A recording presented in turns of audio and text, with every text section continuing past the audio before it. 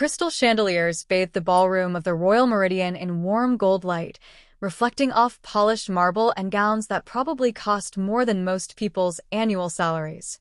The celebration was meant to honor my parents' 30 years together, but in truth it was another carefully staged display of power by the founding family of Halstead Global. Every detail screamed excess. I smoothed the fabric of my understated charcoal dress, deliberately plain among the sequins and couture surrounding me.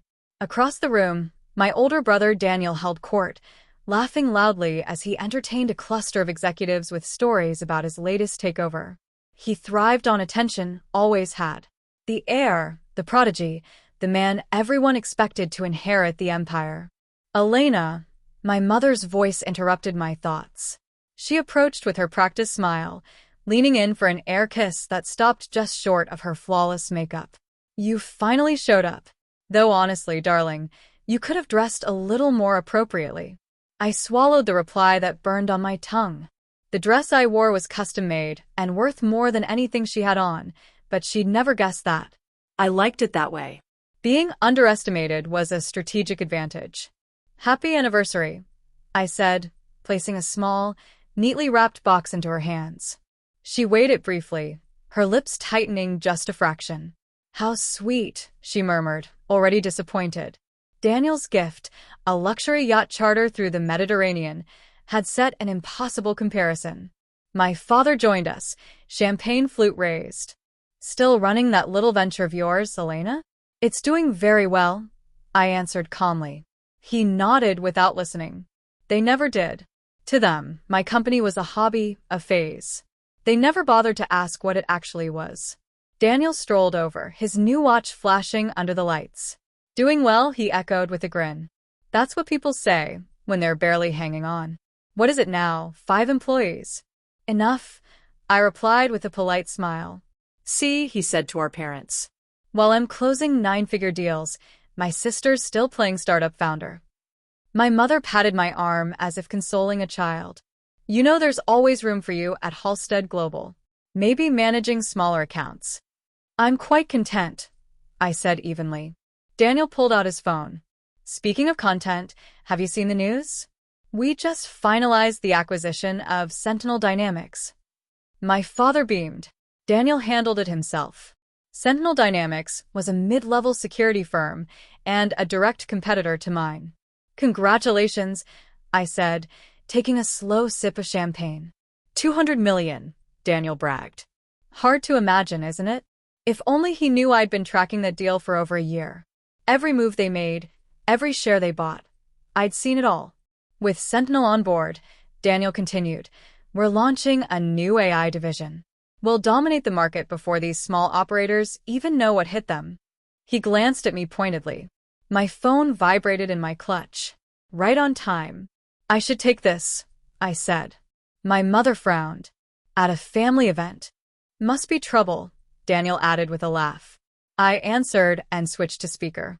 There was no reason to hide it. Ms. Rivera, came the voice of Jonathan Lee, my CFO. The transaction is complete. You now hold a controlling 62% stake in Halstead Global. The room seemed to stop breathing. My mother's glass slipped from her fingers and shattered on the floor.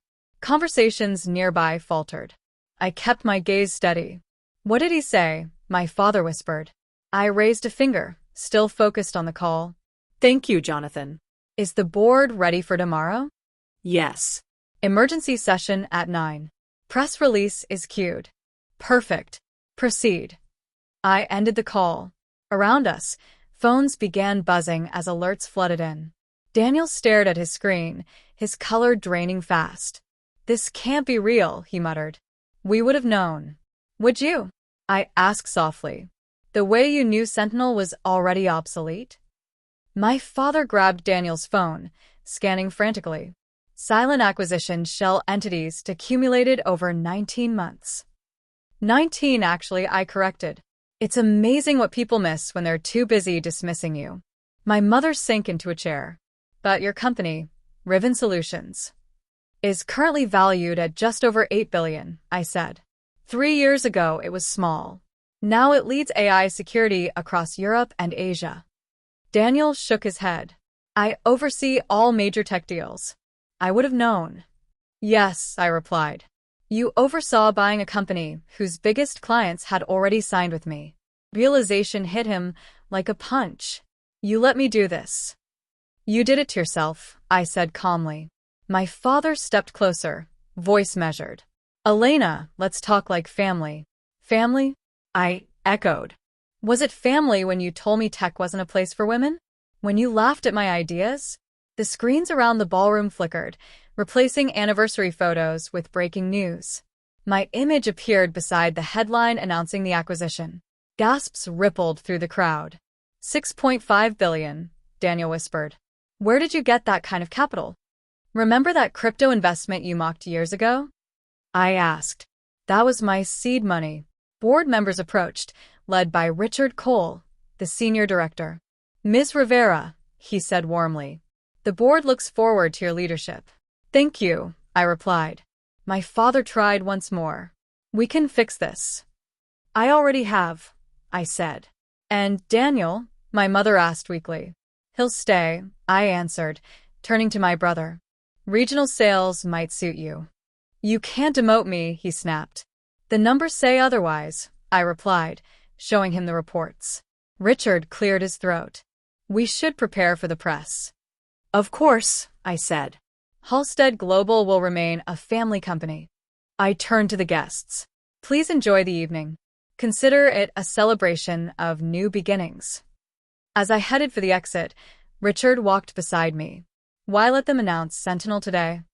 I smiled. Because everyone deserves their moment, right before reality sets in. Cool night air greeted me outside. My car pulled up, sleek and quiet. Elena, my assistant said through my earpiece, Tokyo is ready. Tell them I'm on my way, I replied. And schedule a family dinner next week. As we drove off, I glanced back at the glowing windows. Daniel stood there, watching, finally understanding what I'd always known. Never mistake silence for weakness.